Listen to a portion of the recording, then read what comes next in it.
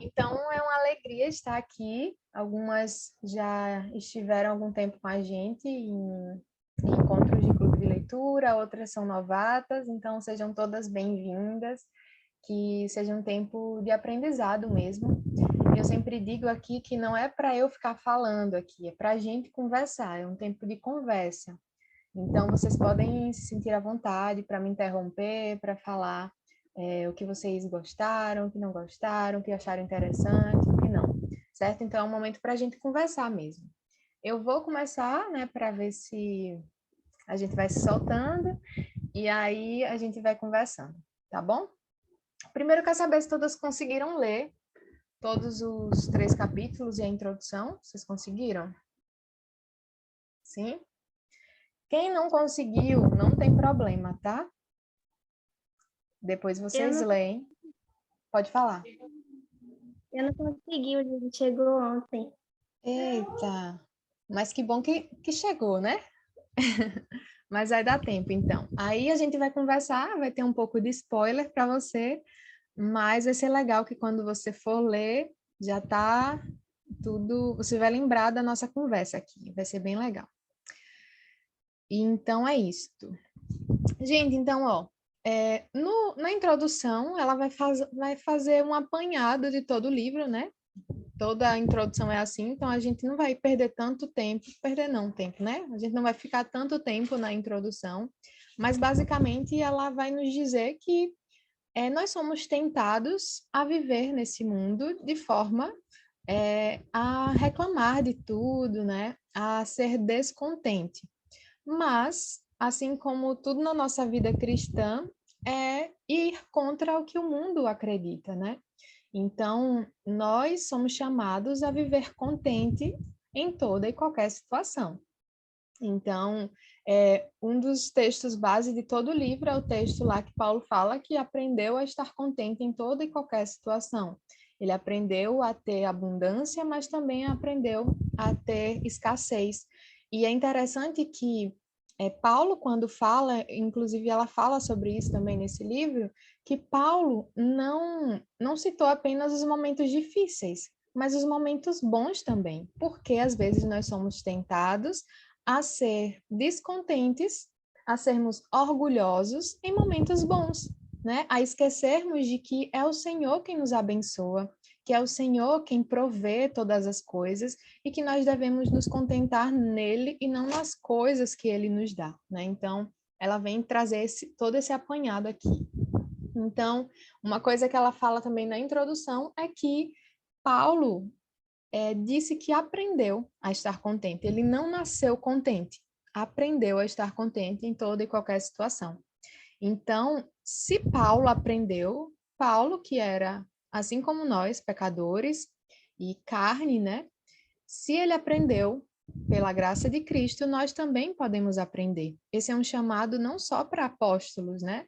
É um chamado para cristãos. Então, nós somos chamadas para sermos contentes em todas as situações e nós temos o mesmo professor que Paulo teve, né? Então, a gente passa pela escola do contentamento. E Deus nos permite passar por situações difíceis, por situações não tão confortáveis, para que justamente nós possamos exercitar. O Menina Sob Graça tem um estudo sobre contentamento, eu não sei se vocês já viram, depois eu posso enviar lá no grupo, e eu falo sobre a questão do meu exemplo em sala de aula, né? Quando eu tenho um aluno que está tendo dificuldade, eu vou ajudá-lo, mas eu sempre gosto de passar exercícios para ele testar, para ele treinar. Então, é no exercício, é colocando a prova na prática que a gente vai aprendendo. Então, erra aqui, acerta ali, e a gente vai aprendendo. Então, isso acontece também na nossa vida cristã. Essas situações que vão acontecendo ao nosso redor, né, com os nossos e com a gente mesmo, nos ajudam, se feitas da forma correta, como a palavra de Deus nos ensina, nós seremos cada dia mais contentes no Senhor, certo? Então, alguém quer falar alguma coisa já sobre a introdução?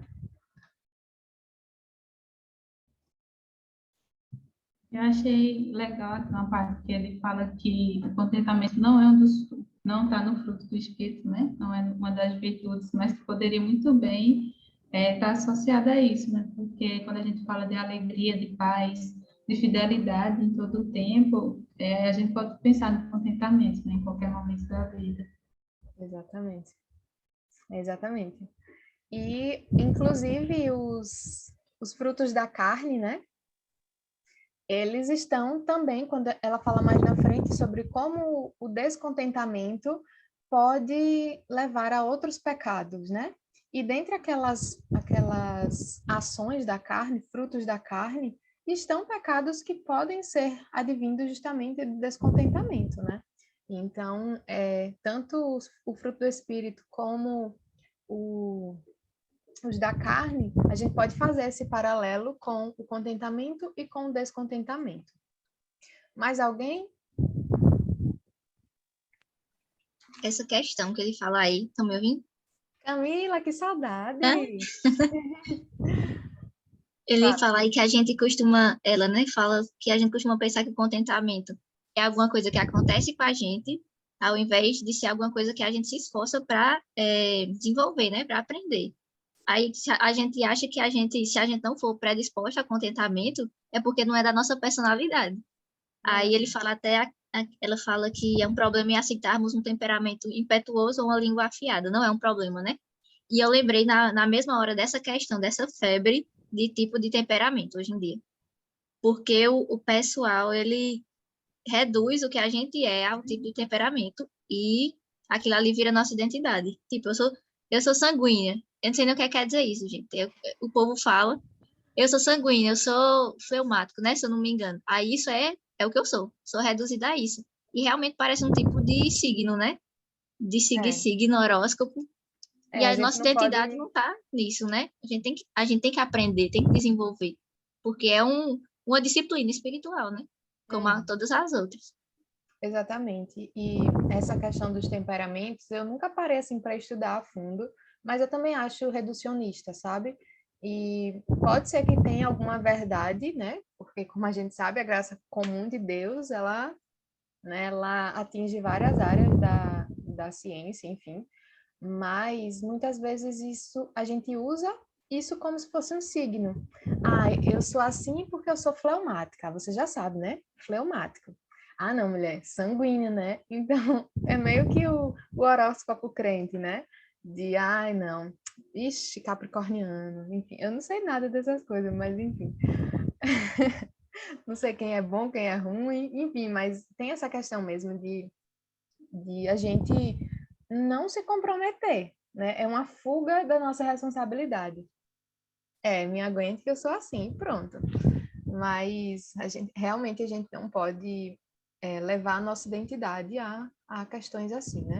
Como eu disse, pode haver alguma verdade nisso, mas a gente precisa usar com sabedoria e com responsabilidade, sabendo que nós somos pecadores e nós precisamos, assim, entender isso, porque enquanto nós achamos que não tem nada errado, a gente vai continuar no erro, né? Então, a gente viu isso no Deuses Falsos, que a gente precisa identificar o nosso ídolo e substituí-lo, né? Porque se a gente não identifica, a gente não vai se arrepender desse pecado. Então, exatamente, nasci assim, você é assim, vai ter que me engolir. Exatamente isso.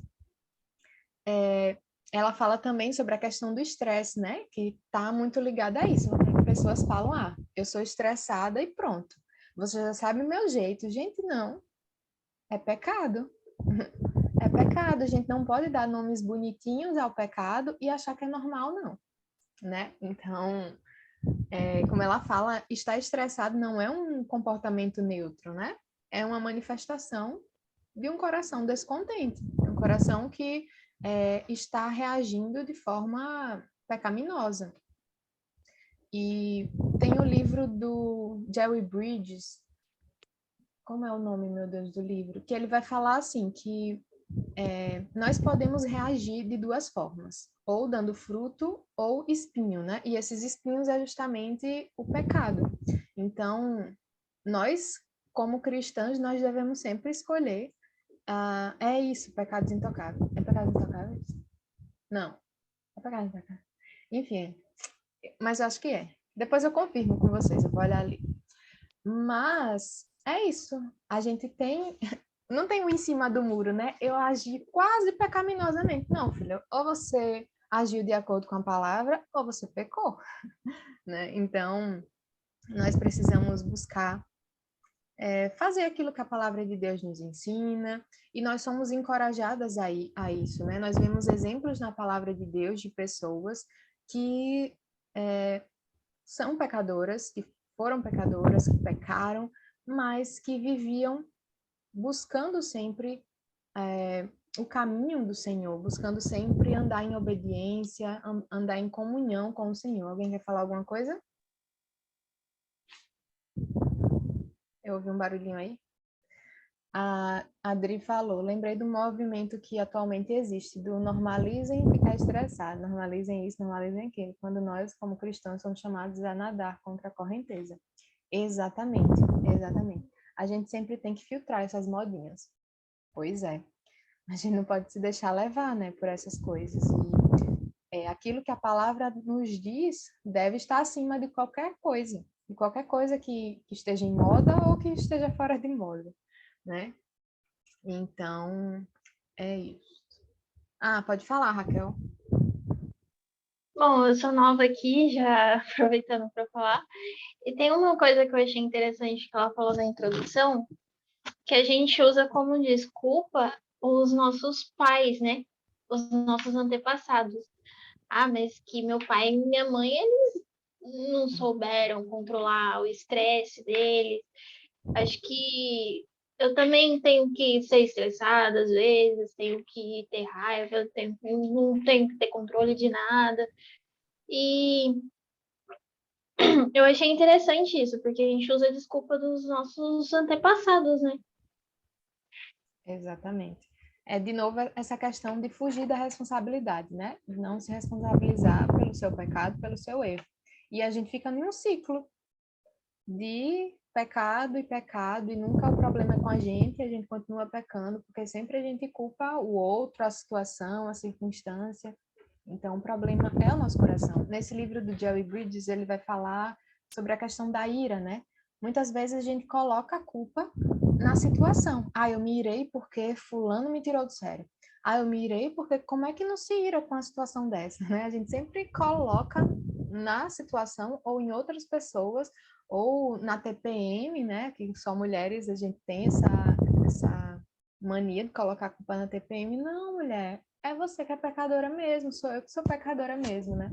E eu sou pecadora mesmo, não é pra gente se conformar, é pra gente entender que pecamos e precisamos nos arrepender e viver de acordo com aquilo que a palavra nos ensina, corrigir o nosso pecado, né?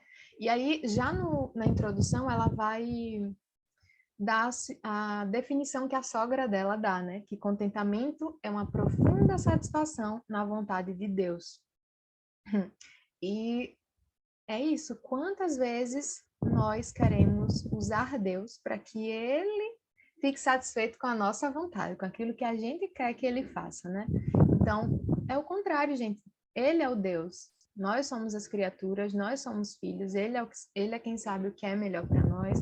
Ele é quem sabe quanto tempo a gente precisa repetir de ano ali para aprender a viver contente, para aprender a caminhar da forma como Ele ensina, né? Então, nós precisamos buscar isso.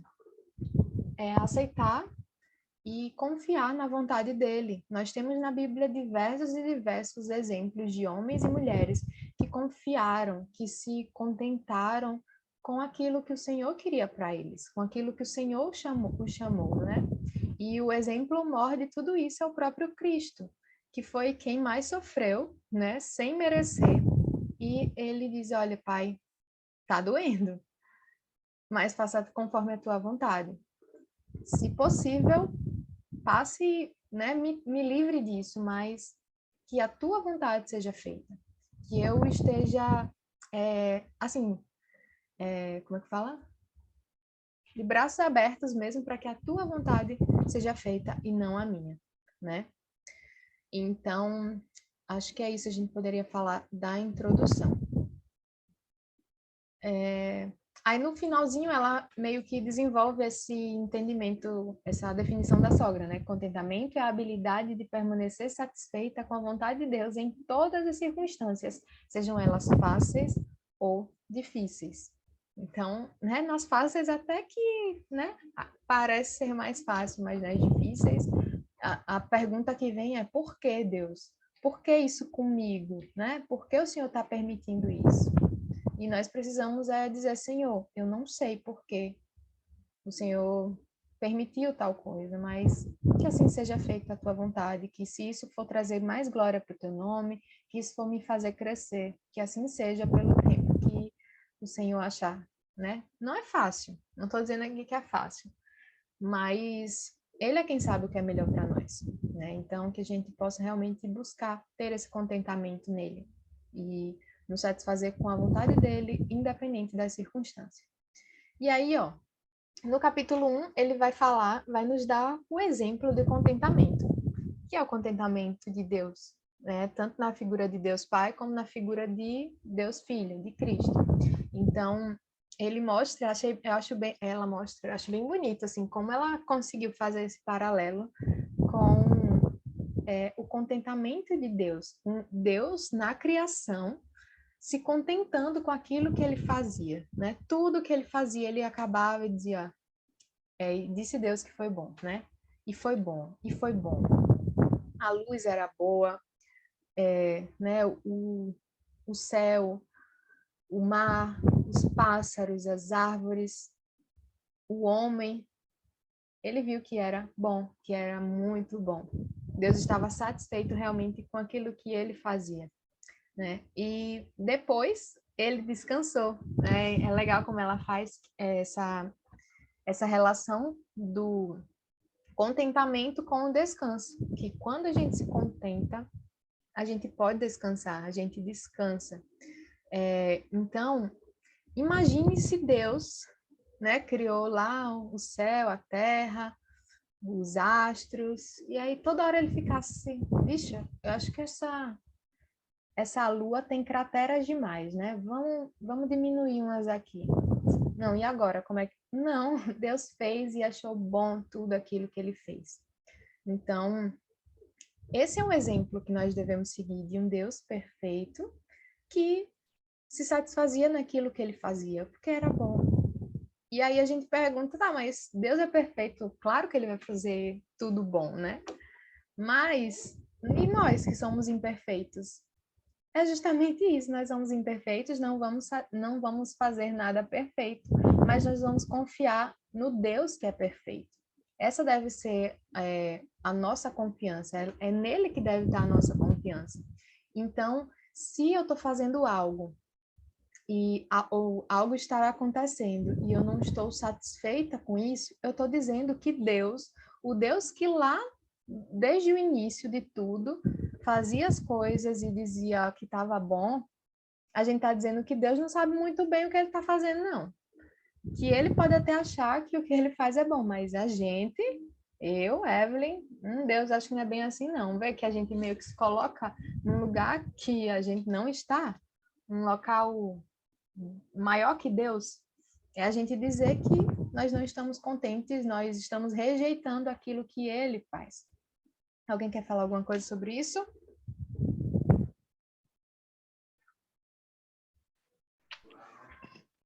Essa parte aí que você falou do descontentamento, eu percebi já lá no capítulo 3, né? Que ela resume o descontentamento, né?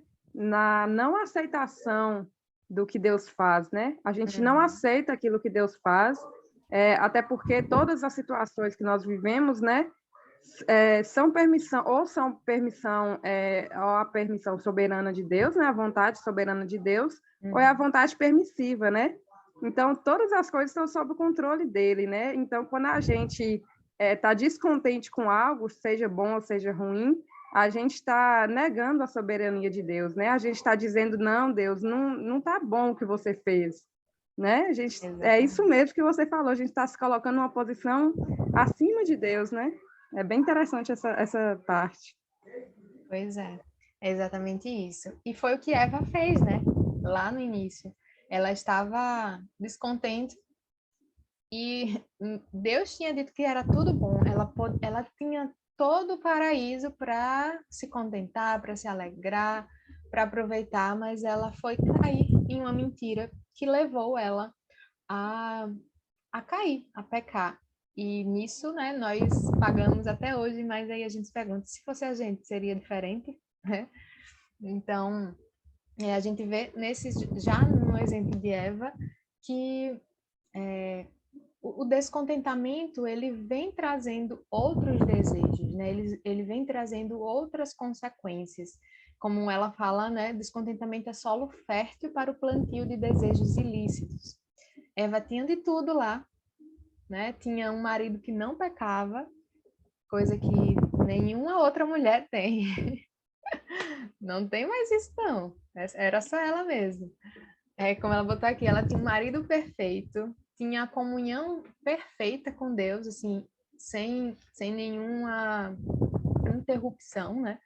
Mas ela acreditou numa mentira da serpente e se distanciou de Deus. Começou a duvidar que Deus era bom, né?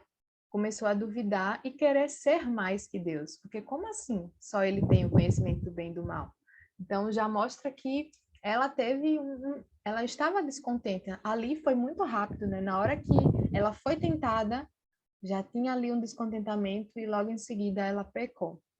Mais na frente, no capítulo 3, ela vai mostrar que muitas vezes o descontentamento vai ocorrendo assim devagarzinho, né? Mas em outros casos foi como Eva, foi ao mesmo tempo, instantâneo, né? Então, nós precisamos olhar para o exemplo do nosso Deus, que fez tudo bom e se contentou naquilo que ele fez, né? E a gente vê também o exemplo de Cristo, que eu falei anteriormente, e ela cita nesse primeiro capítulo, que Cristo, né, morreu, sofreu, mas estava contente, ele não foi forçado a morrer. Ele doou a sua vida, ele queria agradar o Pai, ele foi em obediência ao Pai e fez isso com o coração alegre mesmo, de saber que estava obedecendo ao Pai. Ele sofreu? Sofreu, né? Ele foi tentado? Foi tentado, mas não pecou, né? Então, esse é o exemplo que nós devemos seguir, né? Não as frases de efeito que a gente vê aí no mundo, mas o que a palavra de Deus nos diz, o exemplo do nosso próprio Deus, que era um Deus que se contentava, que se contenta, que é contente nele mesmo, e nós precisamos ser contentes nele, né? E aí ela vem trazer a questão do perfeccionismo. Eu não sei se vocês têm problema com perfeccionismo? São algumas pouquíssimas coisas, pouquíssimas situações. Eu acho que eu estou mais para o pecado oposto, né? O pecado do desleixo, da preguiça. Então, ela vem trazendo a questão do perfeccionismo, né? Que a gente acha. Bate aqui, desleixo. Gente, às vezes a gente acha que ser perfeccionista é algo bom, né? Algo necessariamente bom, porque, não, eu gosto das coisas bem feitas e tá tudo bem querer as coisas perfeitas não, querer as coisas bem feitas, né? Quem não gosta das coisas bem feitas? Às vezes a gente não gosta do trabalho que a gente vai ter para ter as coisas bem feitas, né? Mas a gente quer sim. Agora, quando isso já se torna uma obsessão, né?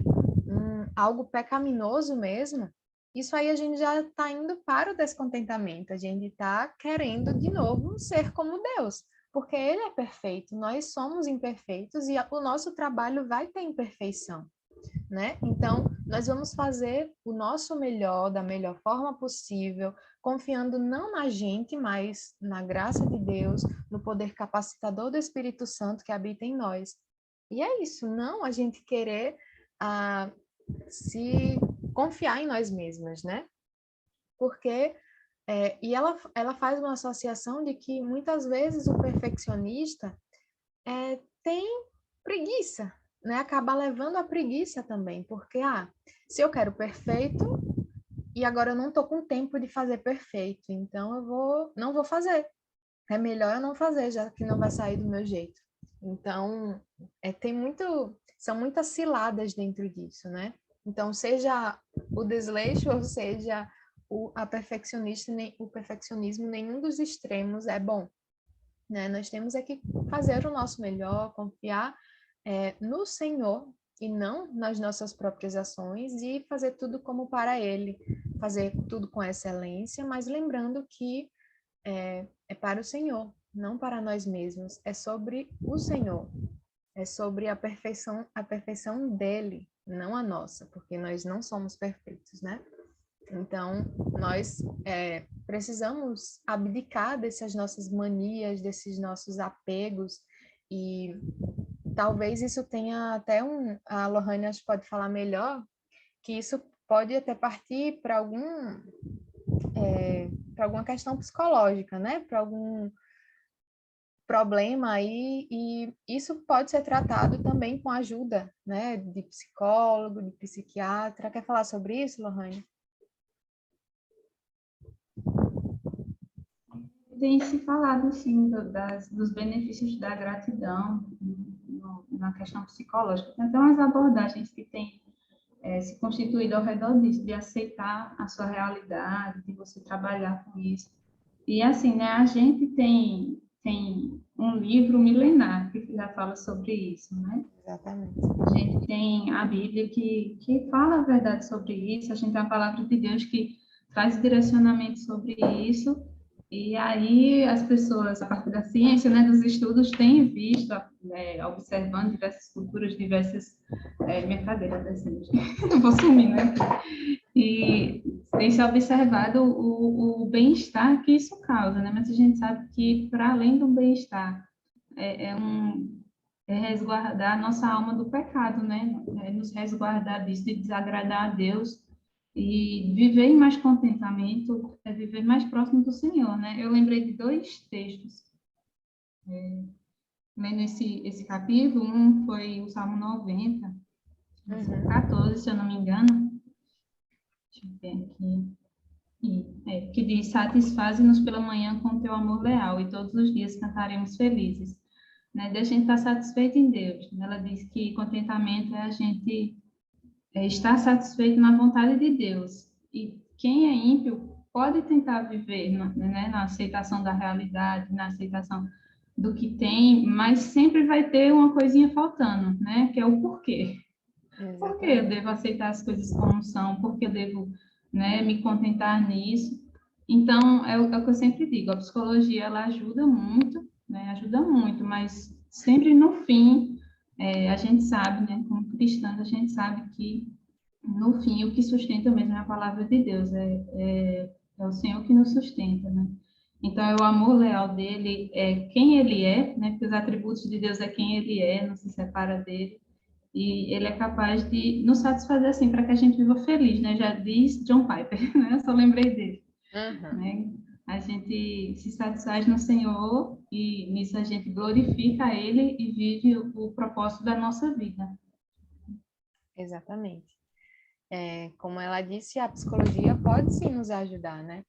E de novo, é graça comum de Deus. Mas a gente precisa, por exemplo, eu detectei que isso é, sei lá, um transtorno, né? Que eu gosto das coisas, enfim, nem sei se tem um transtorno assim, né? Mas que, ok, tenha esse cuidado com profissionais que possam te ajudar dessa forma, mas que a gente trate também como pecado, né? Porque eles querer fazer tudo perfeito, como se a gente fosse perfeita, isso assume que nós somos como Deus. Então, isso é pecado. Então, é a gente baixar nossa bolinha, né? Como diz aquele meme, e nos voltar para o Senhor, entender quem Ele é, entender que nós somos seus filhos, que nós somos imagem e semelhança dele, mas nós não somos deuses, como algumas teologias aí vêm dizendo, né? Que nós somos como Deus. Não, nós não somos como Deus. Nós não somos Deus na Terra nesse sentido de ter, né, os mesmos atributos de Deus, que enfim. Nós somos filhos de Deus, nós devemos brilhar a luz de Cristo nesse mundo, nós somos pequenos Cristo no sentido de que nós devemos viver a semelhança de Cristo, seguir o exemplo de Cristo, e não porque nós somos Deus, né? Então, você quer falar, né, Lu? Pode falar. Que você falou assim, se tem algum transtorno relacionado a isso, não tem assim um transtorno específico, mas tem muitas questões, sendo transtorno ou não, que causam sofrimento em relação ao descontentamento, né? Como a autora falou, leva muito à agitação, assim, né, da pessoa viver inquieta. E uma das bases da ansiedade é essa, né? Querer ter controle das coisas ou viver nessa inquietação, né? E aqui eu trago ansiedade, não estou falando especificamente nem do transtorno, nem do pecado, mas da emoção ansiedade, né?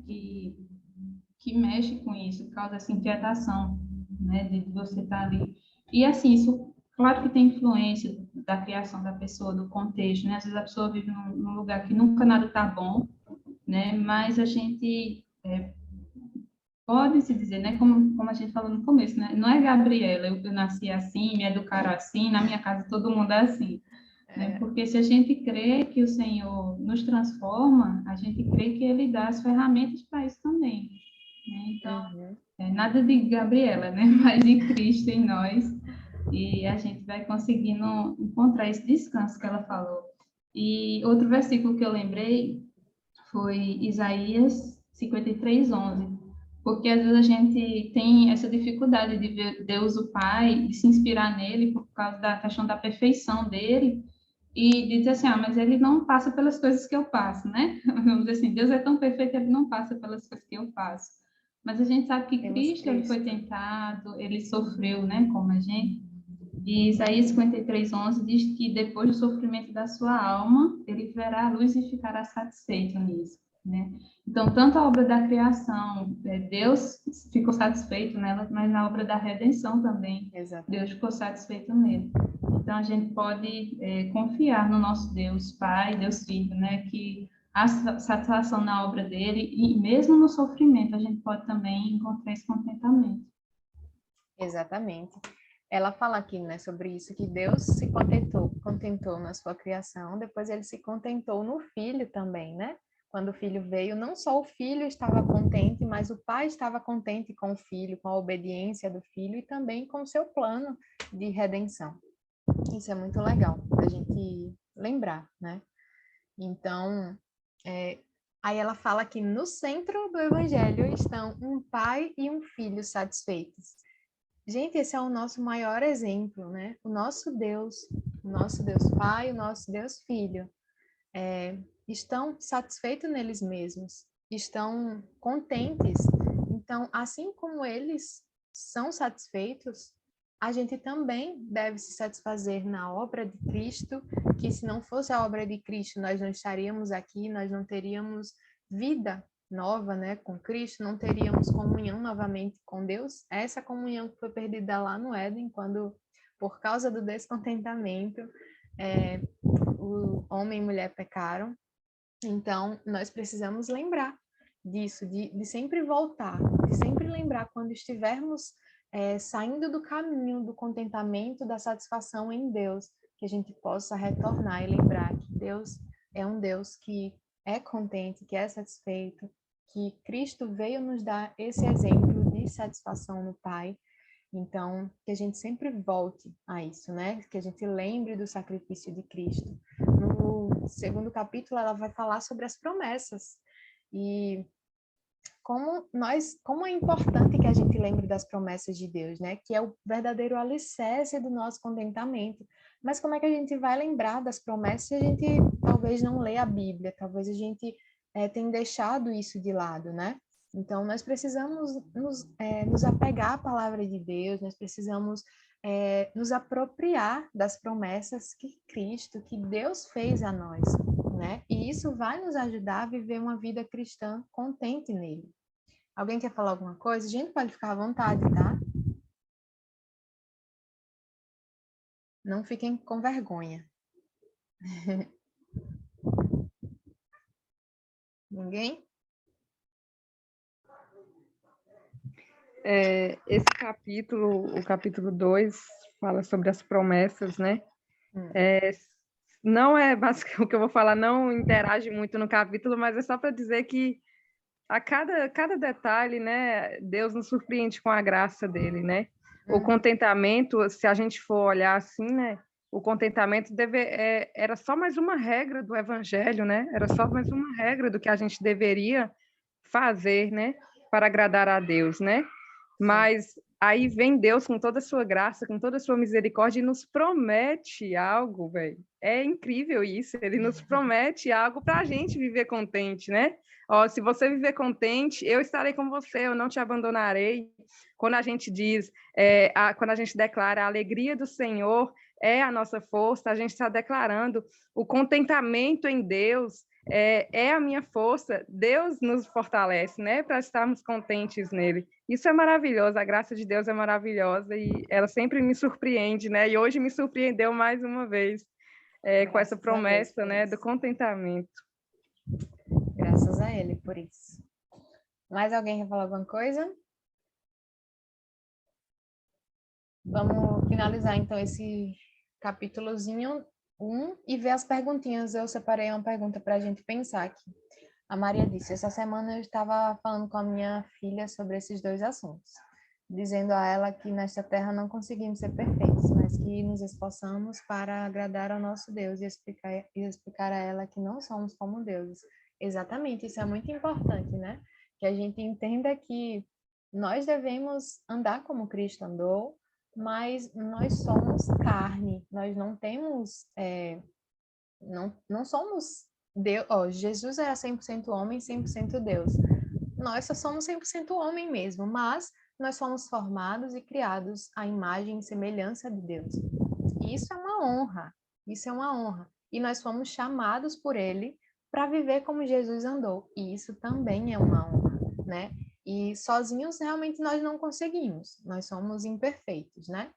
Mas com Cristo, se nós somos filhas dele, se o sangue dele foi derramado ali na cruz, em nosso favor, nos resgatando, nos limpando, nós recebemos o Espírito Santo que nos capacita a viver uma vida contente também, né? Então, nós precisamos lembrar disso, que apesar de imperfeitos, nós temos um Deus que age em nosso favor, que nos ajuda, que prometeu que irá completar a obra, né?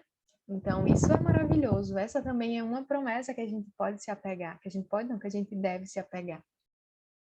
Mas se alguém quiser falar alguma coisa, pode me interromper, tá? Mas só vou finalizar esse outro capítulo, esse capítulo 1, que ela só recapitulando, né, essa questão de que o pai estava contente em sua obra, ele descansou, Jesus também estava contente, mesmo sabendo o preço que ele iria pagar, né? E aí ela cita aqui Hebreus 12:2, que diz: o qual, em troca da alegria que lhe estava proposta, suportou a cruz, não fazendo caso da ignomínia e está assentado à destra do trono de Deus. Jesus sabia, né, do sofrimento, da humilhação, né, essa ignomínia que é justamente essa humilhação, mas ele suportou a cruz e agora está sentado à destra de Deus. Jesus manteve os seus olhos no Pai. Jesus encontrou contentamento no Pai também. Ele olhava para Deus, né? E foi obediente até o final, até a sua morte em cruz. E hoje está sentado à destra de Deus Pai, exaltado, né? Soberano sobre todas as coisas.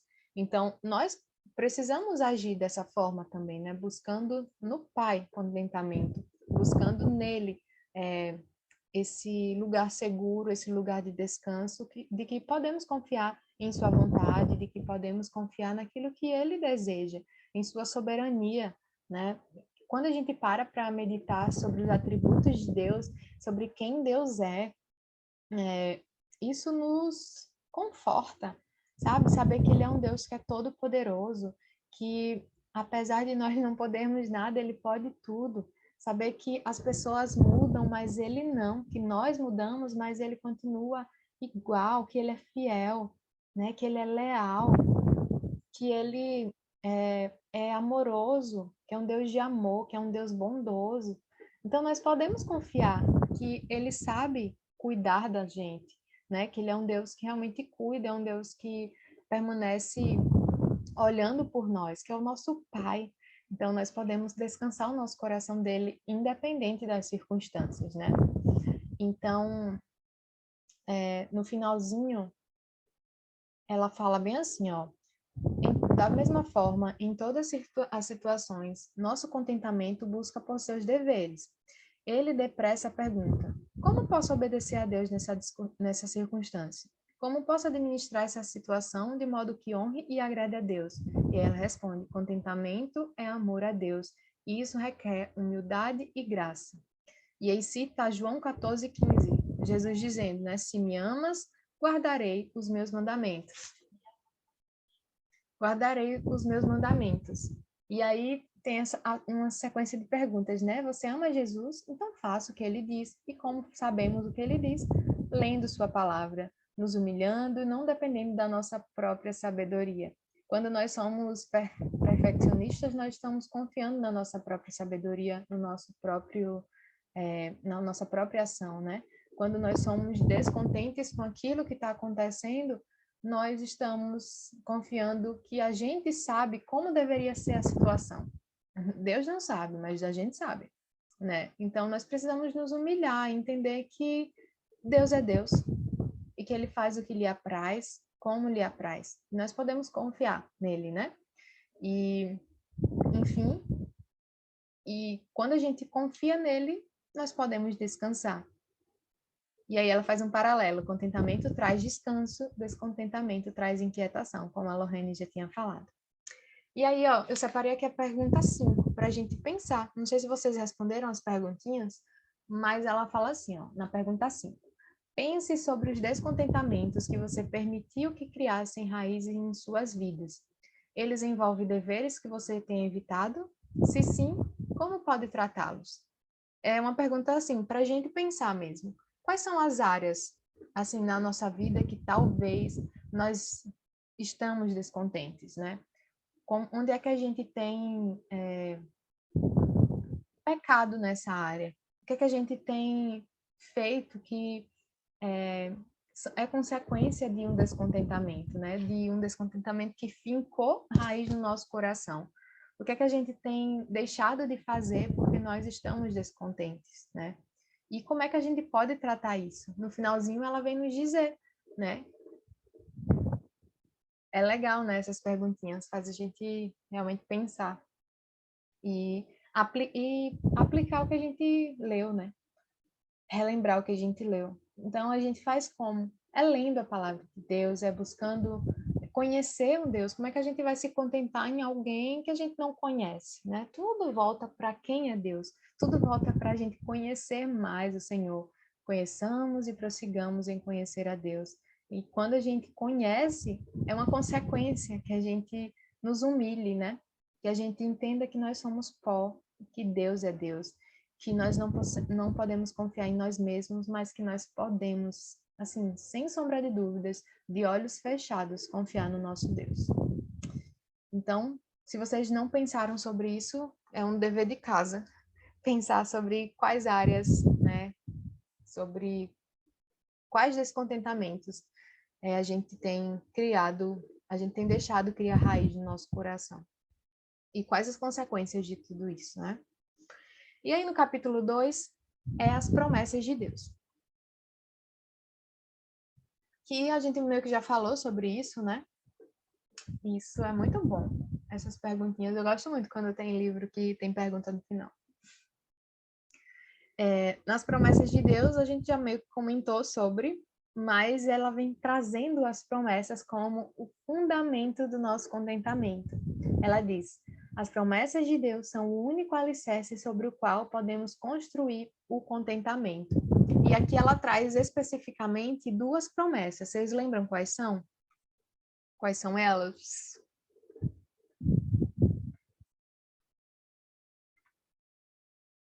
Vocês lembram? Perguntinhas aqui do lado. Uma é tudo posso naquele que me fortalece. Isso. E a outra eu esqueci. Alguém sabe? Seja forte e corajoso? Nunca te deixarei e nunca te abandonarei, né? Isso. Que é uma consequência do seja forte e corajoso, né? Ou melhor, que é junto do seja forte e corajoso. De que Deus está conosco. Ele nunca vai nos deixar, ele nunca vai nos desamparar.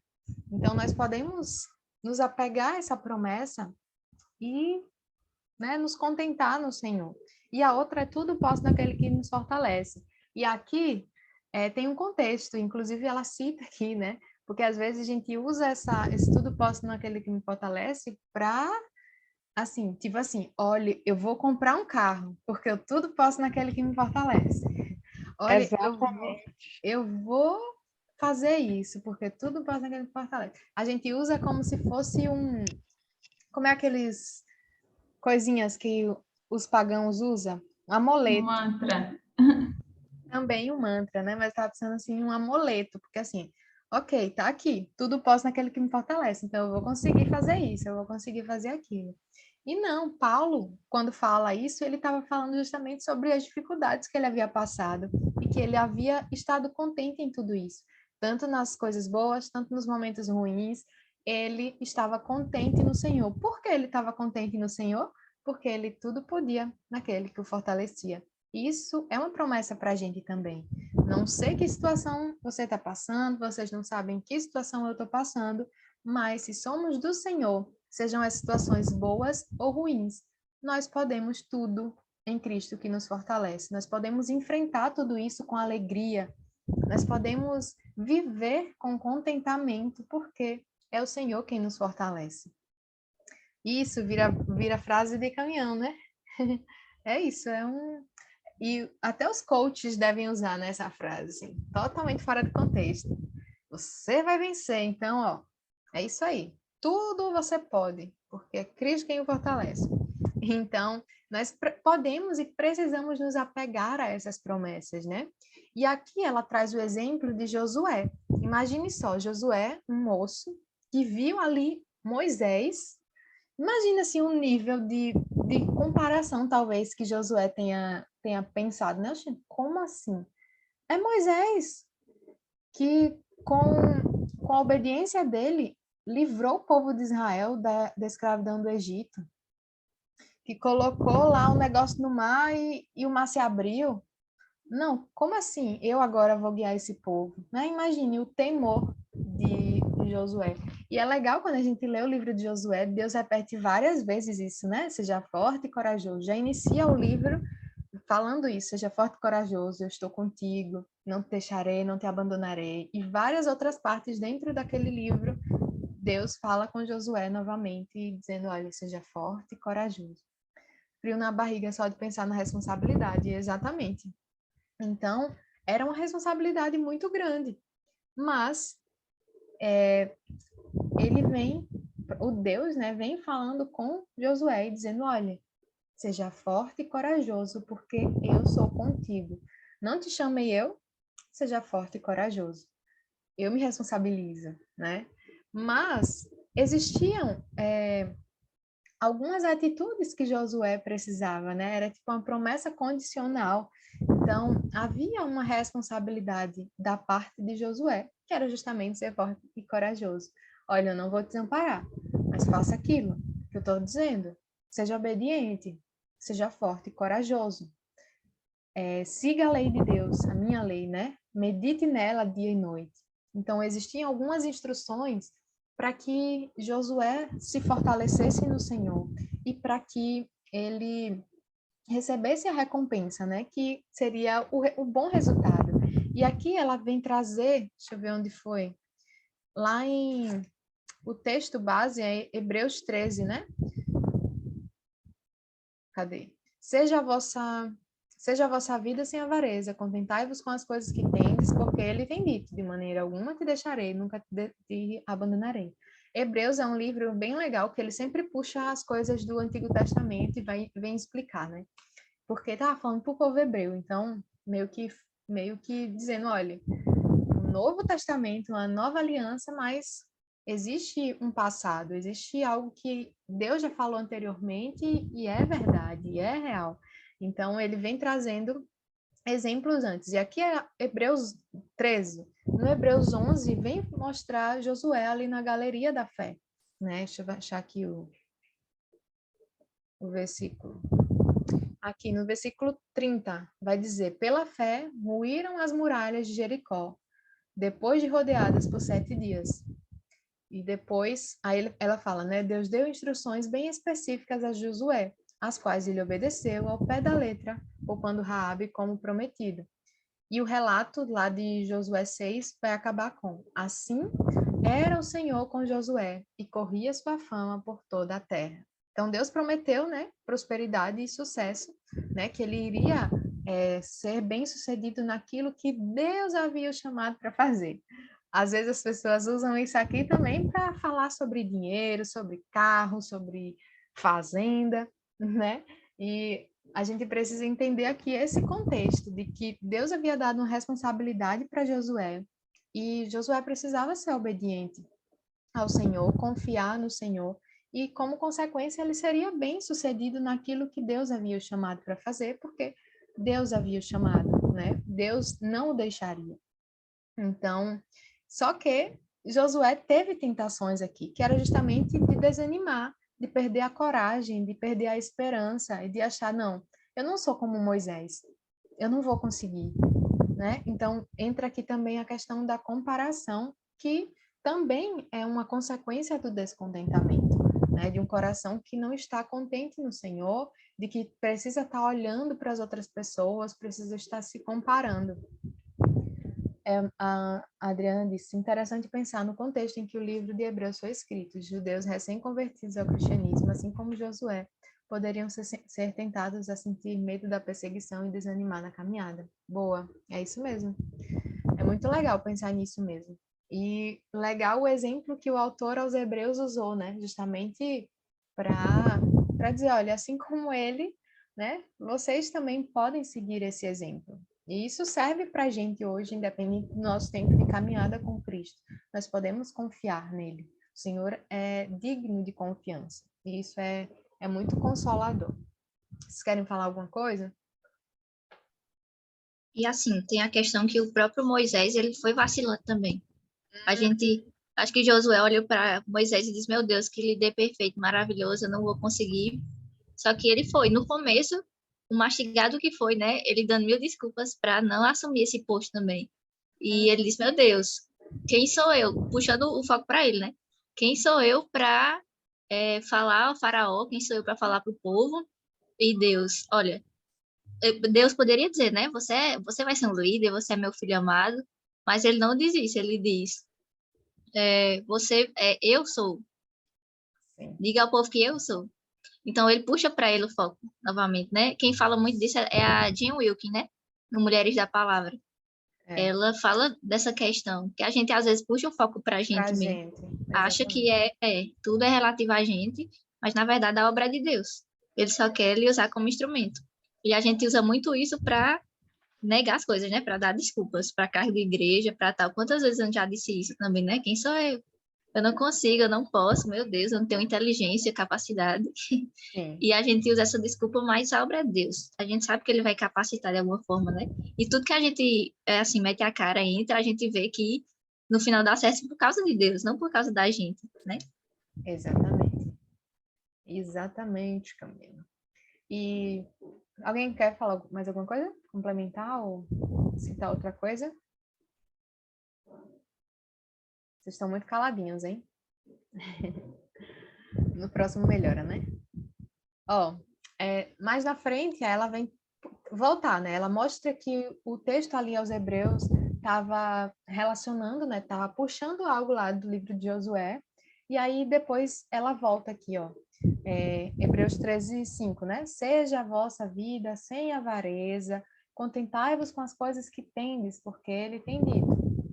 Que a gente já viu, né? E aí agora ela vai trazer a questão da avareza, né? Que nós somos chamadas a viver sem avareza. E a avareza é justamente desejar aquilo que a gente não deveria desejar. Aquilo que não nos pertence, aquilo que talvez é de outra pessoa ou que outra pessoa tem. E Josué pode ter como a gente falou aqui, deu exemplo, ele pode ter se comparado a Moisés e ter desejado ser como ele, falar como ele, só que olha quanto tempo Moisés precisou aprender, né? Quanto tempo havia de caminhada com Cristo, com Deus. Então, quanto tempo ele caminhou ali para aprender, errando, como a Camila lembrou, vacilando, mas ali olhando para Cristo. A avareza achar que era só ser pão dura, né? Pois é, a avareza é em relação a desejos ilícitos, né? Então, a gente pode ser o amor ao dinheiro, é um desejo ilícito, né? Mas também essa questão de tudo aquilo que a gente deseja e não é nosso, é avareza, né? E ela traz aqui também que isso seria quebra do 10º mandamento, né? Que entra a cobiça. E Deus odeia isso tanto que incluiu ali nos 10 mandamentos. Aí, Êxodo 20:17 diz: não cobiçarás a casa do teu próximo, não cobiçarás a mulher do teu próximo, nem o seu servo, nem a sua serva, nem seu boi, nem seu jumento, nem qualquer coisa que pertence ao seu próximo. Essa é uma proibição absoluta da cobiça. Lembrei da Ana Sherlock, que sempre fala sobre a questão da rivalidade feminina. É também um exemplo de cobiça e avareza. Exatamente. Independente do que a gente deseja. Independente do que a gente deseja, independente do que a gente cobiça. Isso vem de um coração descontente, né? Veja como é amplo, né? Quando a gente tem um descontentamento e quantas áreas pode vir após ele, né? Se a gente deixa que esse desejo frutifique em nosso coração, ela vai trazer espinhos, né? Vai trazer algo espinhoso, que é o pecado. Alguém quer falar, né? Sabe o que eu achei legal que ela falou? Que quando você olha para o mandamento, fala assim, você não pode cobiçar o que é do outro. Aí você fica com isso na sua cabeça, né? Eu não posso querer o que é do outro, mas querer igual o do outro também é cobiça. Aí eu falei, nossa, mano, que pecadora. Por que é isso? Você fica com isso, não posso querer o que é do outro, tá? Não posso querer o carro, a casa, mas eu não posso querer igual, que também é um descontentamento do meu coração. Exatamente. E a gente, principalmente, né, mulher, eu acho que tem uma tendência a mais a isso. Não que o homem não tenha, mas eu acho que a gente tem muito isso. A gente tem muito isso de se comparar, de olhar para as amigas e, enfim, a gente, nossa, é isso, né? A gente não quer, claro, não sou invejosa. Amiga, eu não quero isso aqui, mas eu quero um igual a esse. E eu acho que a questão de querer um igual em si não é pecaminosa necessariamente. Então, por exemplo, quando a gente era pequeno, então, por exemplo, tem as amiguinhas que gostavam de ter tudo igualzinha para combinar e tal, e a gente achar algo bonito, algo legal, e a gente querer, eu acredito que não é necessariamente pecado. Pecado é se por trás desse desejar ter algo igual, né, mesmo que não seja a mesma coisa, mas ser algo igual, é que tipo, se ela tem um, eu também posso ter, né? Se nossa, ela tem e eu não tenho, então, né, eu vou, mesmo que eu não possa, mas eu tenho que ter para mostrar que eu tenho também, entende? Eu acho que mulher tem muito isso, assim, tem até um meme, né, dizendo que quem acha que as mulheres se arrumam para os homens está muito enganado, mulher se arruma para outras mulheres, de que a gente quer mostrar, né? Olha, eu vou bonita, eu vou assim, porque vai ter outras mulheres lá, não sei como é que elas vão estar, enfim. Então tem muito isso. Livros também, né? Porque é coisa boa que, né? Livros também. Quem não queria ter uma biblioteca que nem a do pastor Jonas Madureira? Mas aí por trás, será que é sei lá, uma vaidade, né? Uma falsa intelectualidade? Tem muito disso também. Esses dias, eu não sei se vocês viram, numa página, tinha lá de um juiz que estava numa reunião pelo Meet com a biblioteca falsa atrás. E aí ele derrubou a biblioteca sem querer. E, meu Deus, olha o nível, né? O nível, assim.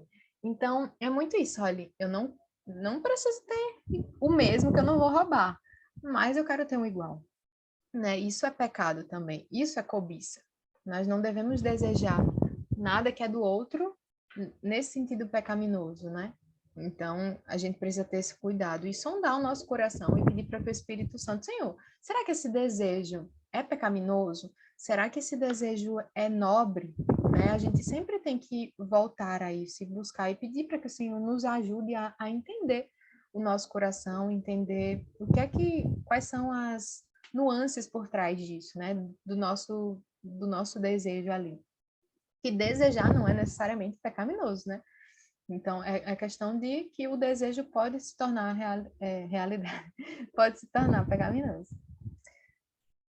Desejar os cérebros do outro, a nova moda. Devo ter pecado nisso, hein? Lembrei de Salmo 23, né? Se o Senhor é meu pastor... da música. Se o Senhor é meu pastor, aquilo que eu não tenho, eu não preciso desejar. Exatamente. Para quê? Né? Se nós temos tudo, gente, nós temos o Senhor.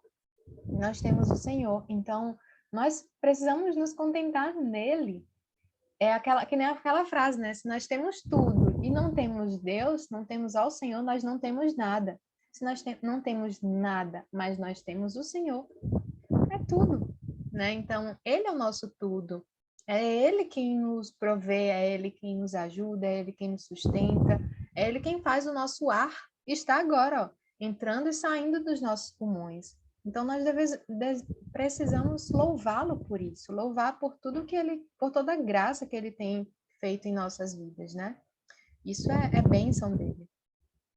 Então, vamos correr aqui, né? Porque o tempo, então, tem essas duas promessas que a gente pode, assim, pegar para a gente, porque foram feitas, né, para nós cristãos. Então, nós precisamos nos apropriar dessas promessas e, né, confiar no Senhor e saber que Ele é conosco. Olha isso, o Senhor é conosco. Tem consolo maior que esse? O Deus de Jacó, o Deus de Abraão é conosco.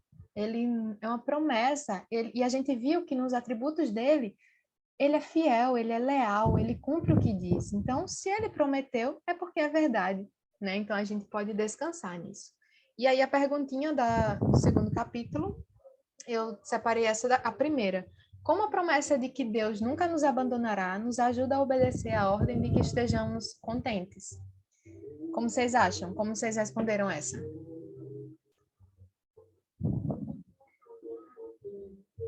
Vizinhos já ligaram o som aqui. Sejais contente no Senhor. E aí, como é que a promessa de que Deus nunca nos abandonará nos ajuda a obedecer a ordem de que estejamos contentes? Como vocês acham? Eu pensei muito no versículo de Filipenses, né? Porque onde Paulo estava, se ele estava com fome, se ele estava cheio na fartura, se ele estava sendo perseguido, se ele estava junto com os irmãos, Deus estava com ele. Né? E eu pensei muito nos irmãos da igreja perseguida, né? Porque eu acho que é um exemplo assim, que envergonha a gente que vive assim, né? Porque a gente vê assim, que eles vivem em condições muito difíceis e o desejo maior deles é sempre o Senhor, né? E quando eles têm uma oportunidade, a graça de participar de alguma coisa de que eles não têm no costume, né? Seja cantar em voz alta, seja ter acesso a uma Bíblia, seja o que for, isso não faz com que eles fiquem insatisfeitos com o que eles vivem, né? Para a realidade com que eles vão voltar, mas eles agradecem ao Senhor por ter aquela oportunidade ali, né? Então, eu acho que é isso, saber que o Senhor está com a gente estando na fartura, a gente estando no pouco, né? O Senhor sempre vai estar, mesmo que as outras coisas faltem. Camila, você ia falar? Ia. Eu respondi porque ele é bom, né? Ele é sempre bom. E se ele está conosco, o que ele tem para nós também é sempre bom. Como o caráter dele. E a gente tem que descansar no caráter dele. Amém. Amém. É isso. Se nós temos a ele, né? O que mais nós poderemos desejar? É como a Lohane lembrou aqui do Salmo 23, da música do Projeto Sola. Se o Senhor é meu pastor, aquilo que eu não tenho, eu não preciso desejar. Então, nós, sabendo que Ele está conosco, que Ele é o nosso pastor, que Ele é um Deus presente e atuante nas nossas vidas, nós podemos, sim, obedecer e nos contentar nele, né? É fácil, assim, né? Entre aspas. É fácil quando a gente realmente vê a profundidade do caráter de Deus e entendemos quem Ele é. Então, é muito bom a gente poder saber que tem um Deus que não nos desampara, que está conosco, que tudo pode e que resolveu nos amar, nos cuidar. Amém, garotas. Então, para nós finalizarmos, temos 10 minutinhos mais ou menos para a gente finalizar o capítulo 3. Ai, meu Deus, é sempre assim, né? Aí ela começa, né? Se o contentamento é uma profunda satisfação com a vontade de Deus, então o descontentamento é rejeitar profundamente o que Deus está fazendo. Mas é ainda mais que isso, é uma recusa de agradecer a Deus pelo que Ele fez e pelo que Ele está fazendo. O descontentamento, meu Deus. O descontentamento é ingratidão. A crítica, a murmuração e a reclamação são as irmãs feias do descontentamento, e Deus odeia todas elas. E ela cita, né, a questão do povo lá no Egito. Eles saíram, peregrinaram, né, por todos aqueles anos, e Deus sempre provendo, Deus sempre alimentando, provendo água, provendo sombra no calor, provendo aquecimento no frio, né? Deus estava ali presente e atuante, mas aquele povo estava com o coração descontente. Então, esse é um exemplo a não seguir, né? Porque o descontentamento, a gente rejeita, como a gente já comentou, a gente rejeita aquilo que Deus está fazendo. Gente, tá muito alto aí o som do vizinho para vocês? Tá não, né? Tá. Então, a gente rejeita aquilo que Deus está fazendo e a gente está sendo ingrata àquilo que Ele já está fazendo nas nossas vidas, né? Quantas vezes a gente tem tudo, a gente tem tudo que a gente realmente precisa. Nós temos alimento na mesa, graças a Deus. Nós temos roupa para vestir, nós temos família, nós temos igreja, mas nós sempre olhamos para aquilo que a gente não tem. E aí entra de novo a cobiça, né? Nós estamos desejando aquilo que a gente não tem. E nisso, nós esquecemos de agradecer por aquilo que nós já temos. Nós estamos sendo ingratos ao Senhor. Então, isso, né, o descontentamento vai nos levar a ser crítica, a ficar reclamando de tudo, a murmurar. Então, aí ele fala, né, que a ingratidão, a murmuração e a crítica são as irmãs feias do descontentamento. E Deus odeia isso. Deus odeia a murmuração. Quantas vezes a gente não lê na palavra, né, dizendo que Deus odeia a murmuração? Deus odeia um coração altivo. Quando nós estamos murmurando, quando nós estamos sendo ingratos, nós, de novo, que eu já falei sobre isso, nós estamos nos colocando acima do Senhor. Nosso coração está se achando. Então, Deus não gosta, Deus odeia o orgulhoso, né? O altivo de coração. Então, e aí ela cita, né, por exemplo, Romanos 1, do 20 ao 21, Filipenses 2,15, Colossenses 3,15, né? Então, Deus odeia essa atitude. E aí... pode falar. Eu lembrei do livro de Elizabeth Elliot, O Sofrimento Não Quer em Vão, porque ela define, né, que o sofrimento é ter aquilo que não se quer ter e não ter aquilo que se quer ter, né? Então, eu fiquei pensando que o descontentamento nos coloca numa condição de sofrimento também, né? Às vezes a gente não percebe isso, que está descontente e sofrendo porque está batalhando com isso e ainda mais, né, sendo levada à ingratidão e à cobiça, como a autora colocou aqui. Exatamente.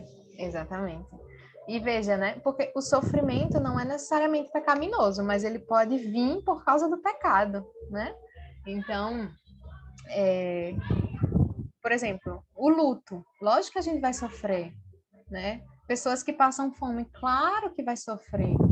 Mas a questão é que o sofrimento também pode vir de um coração pecaminoso, de um coração pecaminoso não, de uma atitude pecaminosa, né? Que é de um coração pecaminoso. Como a gente falou já anteriormente, o descontentamento traz o quê? Essa inquietação, né? Quem gosta de ficar inquieto, de ficar, né, ansioso com as coisas, enfim, leva ao sofrimento, leva até o desespero de que, nossa, e agora? Como é que vai resolver essa situação? Não, gente, confia no Senhor, Ele prometeu estar conosco. Isso não significa que a gente vai ficar assim, sempre, né? Com um sorriso aqui, tá tudo assim. Não, a gente vai sofrer, a gente vai ficar triste, a gente vai chorar, mas o nosso coração vai estar entendendo que, olha, Senhor, eu tô triste, eu tô sofrendo. Já vou contar uma história aqui que eu já contei 1000 vezes, mas eu vou contar de novo. Mas eu estarei olhando para o Senhor, eu estarei contente com a vontade do nosso Deus. E a história que eu vou contar, que eu já contei 1000 vezes aqui, porque sempre surge esse assunto, é de um pastor que ele contou sobre o filho dele, né? Ele e a mulher tiveram um filho, o primeiro filho, e ele, assim, já tinha, acho que, quase 2 anos quando descobriu que o filho era cego, tinha um problema na córnea.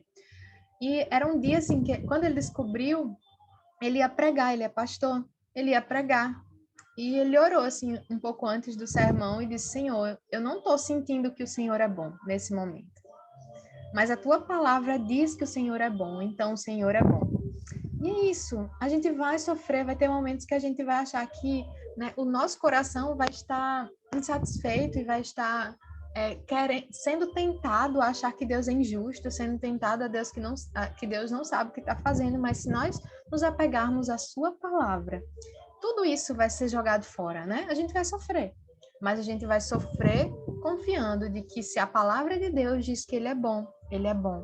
Se a palavra diz que ele é soberano sobre todas as coisas, ele é soberano sobre todas as coisas, está cuidando de tudo. Então a gente pode confiar nele. A Adri disse, lembro do livro Lutando contra a Incredulidade, do John Piper, quando ele fala como todos os pecados, na verdade, têm raiz na incredulidade, que por consequência tem raiz no descontentamento, como a Nancy fala. E é isso. É uma erva daninha, né? Que se a gente deixa ali, ela vai crescer e vai, né, trazer ali para diversas outras áreas, trazer outros pecados. E, na verdade, o pecado é assim, né? Tipo assim, um pecado chama outro, independente de qual seja, porque o nosso coração é inclinado a fazer o que é mal. Então, se nós pecamos e achamos aquilo normal e continuamos fazendo, qualquer outro pecado também vai ser tipo uma bola de neve mesmo.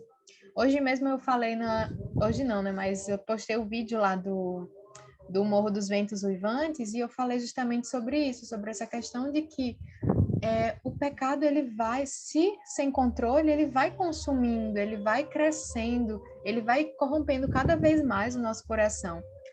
Nem a gente explicar naquela coração, né, para as criancinhas, o coração vermelhinho, o coração ficando escuro. O pecado é uma manchinha que vai sujando e vai crescendo, se não for, assim, limpado pelo sangue de Cristo, né? Então, nós já somos limpas em Cristo, mas por termos uma natureza caída ainda, nós somos tentados a pecar ainda. Então, nós precisamos sempre redirecionar o nosso coração para aquilo que a palavra de Deus nos diz. A Mari diz, esse livro é muito bom, pois aborda assuntos do nosso cotidiano, nos leva a nos apegar mais à palavra de Deus. E ela vai ter que sair para ir para o culto. Bom culto, um cheiro. Até a próxima. Tchau. Então, gente, só para a gente finalizar, ela vem falando sobre como, eu já até falei isso, né? Sobre como o descontentamento muitas vezes pode ser camuflado por um tempo, ficar ali escondidinho e depois, né, ele vai sendo exposto em outros pecados. Quando a gente vai aprofundar ali a raiz daquele outro pecado, a gente descobre que tem raiz no descontentamento, como a Adri lembrou agora, né? Então, isso é muito nocivo, isso faz mal, né? A gente lembra de novo de Eva, que estava ali e, né, e tinha ali tudo em um tempo, daqui a pouco foi levada a ser descontente, a achar que Deus não estava sendo bom e que estava ocultando alguma coisa deles e tal. Então, isso levou ela a questionar quem Deus era, se Deus era mesmo bom, né? Então, a gente precisa seguir esses exemplos, a gente precisa não seguir esses exemplos, né? São exemplos a não seguir. E aí, ela vem trazendo, né, também sobre como o descontentamento nos traz tristeza, ele enaltece os problemas e nos leva à autopiedade. Então, veja, como é ruim, né? Como Deixa eu ver aqui, que tem alguma coisa aqui. A Adriana disse, é incrível como o descontentamento também segue a gente, né? Os israelitas diziam que no Egito tinham carne à vontade, mas não lembravam da opressão em que viviam. Exatamente. Eles esqueceram do sofrimento, né? Por um momento de descontentamento ali, eles estavam desejando a escravidão. Olha como assim? Como é que um escravo vai querer voltar ao seu tempo de opressão? Você vê, realmente há uma cegueira nisso, né? E aí entra também a ingratidão e a cobiça. E ela cita, acho bem interessante, porque ninguém gosta de estar do lado de alguém reclamando, né? Vocês gostam? É muito chato isso. Mas às vezes, será que nós não temos sido essa pessoa que reclama de tudo? Tudo, vixe, que calor. Eita, que chuva. Não sabe o que quer, né? Se tá sol, reclama. Se tá chuva, reclama. Se tem muito, reclama. Se tem pouco, reclama. Isso nos leva à ingratidão. Isso é ingratidão ao Senhor que está provendo, que está cuidando. Se não tivesse chuva, e lugares que não tem chuva, né? Que passassem tempos e tempos sem chuva, terra seca, e não nasce fruto.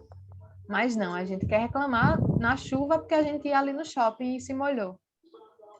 Eu fiquei pensando quando ela fala dessa parte de ingratidão, que a gente não suporta pessoas que são ingratas com a gente, né?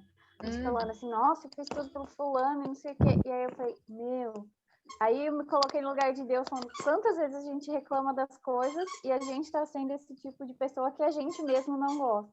Exatamente. Fiquei pensando nisso. Exatamente. É isso que é a esse ponto que o descontentamento nos leva, né? Então, que o Senhor nos ajude nisso, a viver uma vida contente nele, que nós possamos identificar. Ela vem dizendo no final, né? Como é que a gente identifica? Primeiro, a gente pede ao Senhor para que nos mostre as áreas de descontentamento, né, da nossa vida. E aí se a gente identifica, a gente agora se arrepende, né? Então a gente pede perdão de todo o coração ao Senhor e também agradece a Ele. Que a gente meio que force, né? Que a gente faça um exercício de o que é que o Senhor tem me proporcionado. O que é que o Senhor tem me dado, que eu possa olhar, meus olhos possam manter nisso, né? Em um Deus que tem abençoado, que tem cuidado, tem me dado tantas coisas, porque eu vou focar naquilo que é ruim, né? Que o Senhor nos ajude a isso, que nós possamos focar naquilo que o Senhor tem feito em nossas vidas, em nosso favor, e que nas dificuldades, durante a provação, nós lembremos que tudo isso pode ser usado, pode e vai ser usado para o nosso crescimento, e que tudo vai redundar em glória ao Senhor. Amém? Alguém quer falar alguma coisa sobre essa parte?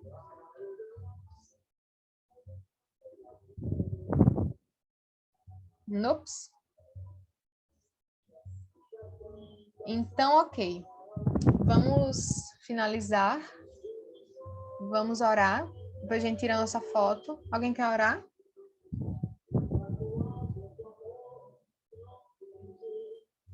Eu posso orar. Ok.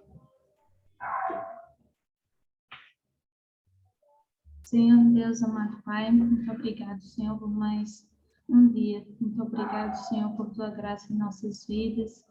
E obrigado, Senhor, por quem tu és, sempre o mesmo, ontem, hoje e eternamente. E porque nós podemos nos apegar nessa verdade, Pai. Te agradeço por mais um momento de encontro com minhas irmãs, por esse livro que podemos ter em mãos para nos ajudar, Pai, a se aproximar mais ainda de Ti, da Tua palavra e do viver que Te agrada. Te pedimos, Senhor, perdão pelos nossos pecados, por falharmos muitas vezes no viver contente, por muitas vezes desenvolvermos cobiça no nosso coração e não lutarmos contra isso, e tantos outros pecados, Senhor, que vem acompanhando. Perdoa as nossas falhas, Pai, e nos ajuda a viver de uma forma que Te agrada mais, a viver contente em toda e qualquer situação, a vivermos gratos a Ti, Pai, gratos e satisfeitos plenamente em Ti. Nos ajuda nisso, Senhor. Nós cremos em Ti, cremos na Tua promessa e nós cremos, Senhor, que podemos nos apegar nisso para vivermos cada vez mais de uma forma que Te agrada e que nos deixa mais felizes em Ti, Senhor. É o que eu te peço e te agradeço em nome de Jesus. Amém. Amém, galerinha. Vamos tirar foto? Quem puder ligar a câmera. Deixa eu parar aqui a